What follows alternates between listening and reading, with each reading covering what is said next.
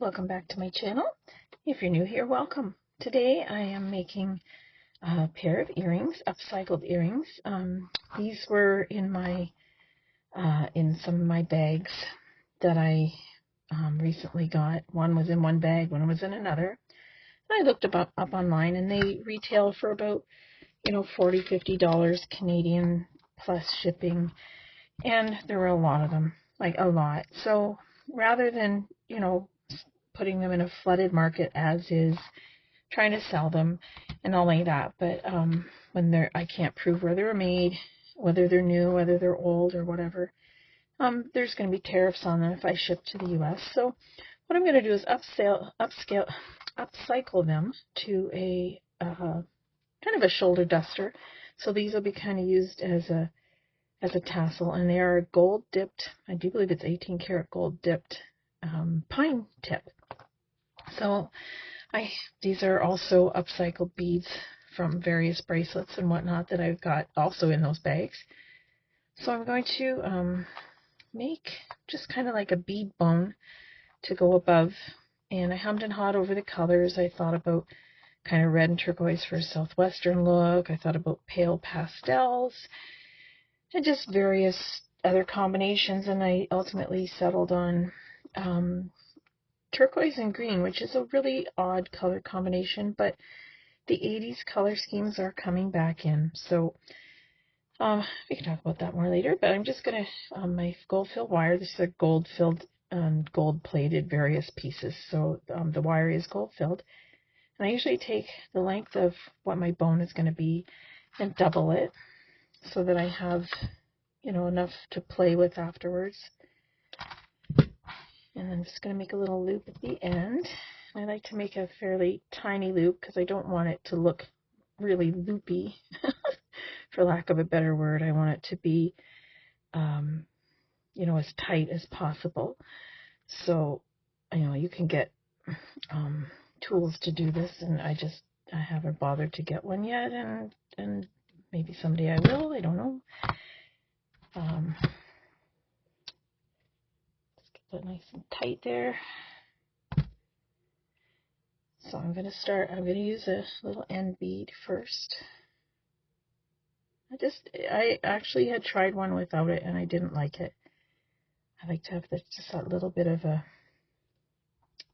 buffer there for shine. And then I've got these are about a 6mm across, little spacer bead, kind of a daisy wheel kind of looking thing. And so one for each.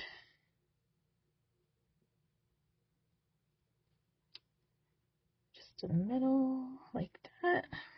And another little spacer bead. I know I probably made that way. I did make that way too big. I do melt down my scrap, or the one company I deal with, you can send your scrap in, and you just label whether it's gold filled or gold or whatever.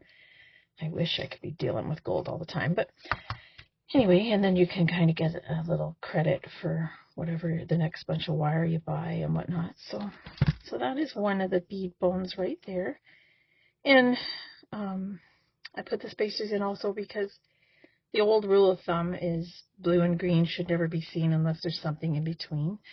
And, I'm kind of old-fashioned that way. And it did look better, so there's that.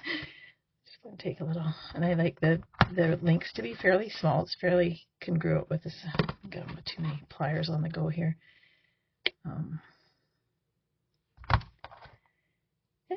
I don't know whether these, and the good thing about this is if you don't like it, you can always, redo it. I had thought about doing, I chose an ear wire, but I had thought about possibly using the stud, and I may actually go with the stud later. I've got different kinds of the ear. These are gold-plated sterling. No, these are gold-filled, and then I have gold-plated sterling silver, and I'm not a big fan of the one kind. I don't know, they tend to look cheaper to me, because they're common. And then I do have the studs, and I don't know whether I hadn't quite decided yet. So I'll try one on this, and maybe I'll try one on the other and see which one I like better, the way it looks. This one needs to be polished. They've kind of tarnished a little bit. I like to curve that in a little bit. Another way that's kind of neat that you don't see very often is, and I don't want to wreck this one by over bending it, but is you can back bend the little ear wire, so instead of it coming up forward, you can make it go backwards, and that's actually kind of a Tiffany thing. But that's kind of what the look I was going for. So it's going to be, I think that's probably close to 4.5 inches. I didn't bring my ruler, of course. Okay, so I went ahead and I got these are sterling silver with gold plate over top. Just the stud earrings, and I went ahead and made a second one just so that, you know, for time's sake, and then we can kind of see which one you think looks better. I haven't made up my mind. I know that if they're heavy, the posts aren't as good for supporting the weight, but these are actually extremely lightweight. Like these little pine tips weigh barely anything at all, and the beads are relatively light, so I mean, they're glass, but they're not real overly heavy. Well, that was not being very cooperative with me, but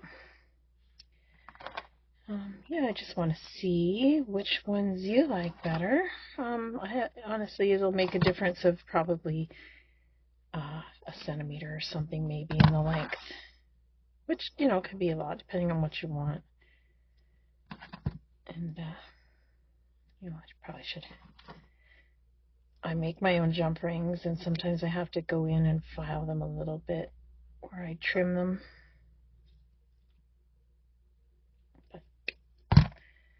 So that's the, you know, I do believe those are 5mm studs, and I still don't know. I kind of like the look of the stud better myself, but you would get more length on the I don't know. I haven't quite decided yet, but I maybe I'll try one on and see how it feels as far as that goes. But and I do believe that's probably close to about a 4.5 inch dangle. So it qualifies as a shoulder duster, and the big statement earrings are in right now. Blue and green is a really big color right now, and then the blue and green with something in between and all that. So I haven't quite decided which one I'll keep, but you can let me know down in the comments which one you like better, and definitely I would keep that in mind.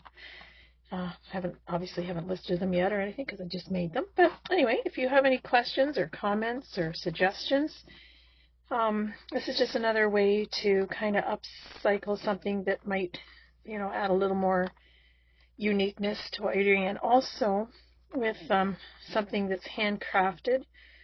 The Kuzma doesn't apply because you can apply for your own Kuzma number. Now, how long that Kuzma thing is going to stick around, I don't know. But for right now, handcrafted items don't have the tariffs that all the other ones do because they're made in Canada, and you know, it doesn't even really matter where you get your parts as long as it's the majority of it's made in Canada. So that is something to keep in mind as well when you're looking to resell something.